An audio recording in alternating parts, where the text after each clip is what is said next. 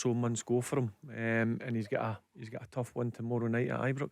Do you think Rangers are going to win the title now, Barry? Would you say that? I think they're in a good place. I've been open and honest about it in terms of with Rangers closing the gap. I think it is really going to go down to the wire, Paul. I firmly believe that.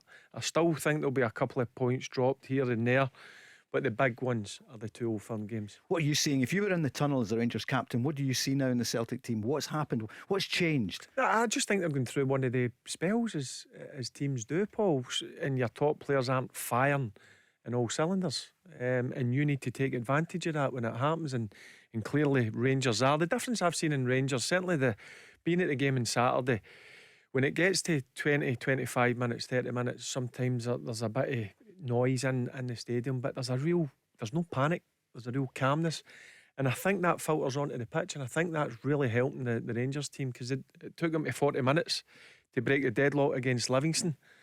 And there was, as I said, in the stands, they were right behind the team, and I think at this moment in time that's a big plus for the Rangers players. Did they go in with an extra spring because they saw the Celtic result, the 1-1 at Pittodrie at lunchtime? Well, Mark mentioned it. You've got to take advantage when your fellow title chasers drop points, and sometimes the games against the teams nearer the bottom are the tough ones, because Livingston came and sat really, really deep and made it hard for Rangers. But listen, they got, as I said, they finally got that goal in 40 minutes, and then after that goal, Paul, they were an easy street. But Rangers are doing what they need to do. They need to concentrate on number one, and that's making sure they win games of football. Mark, we'll talk more Celtic in a moment or two, and you can't talk about Rangers at the moment without talking about Celtic. Yeah. What would you say to Sean at the moment? Do you think Celtic are still going to win the title, or I know it's hard to tell just now? Yeah, I think was it Friday night we were talking. I think I said maybe 51-49 Celtic still favourites.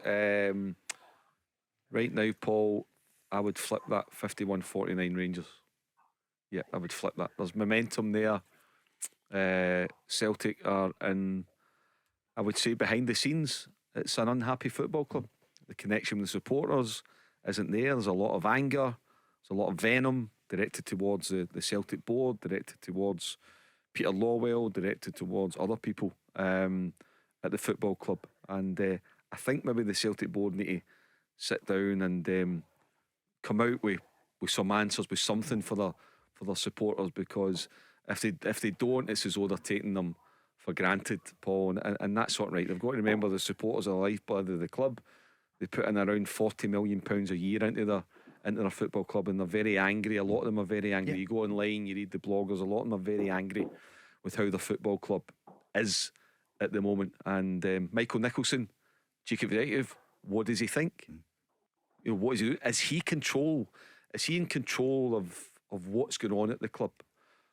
Or is it still Peter Lawwell? A lot of people think it's still Peter Lawwell, and it might not be. Michael Nicholson, never hear from him.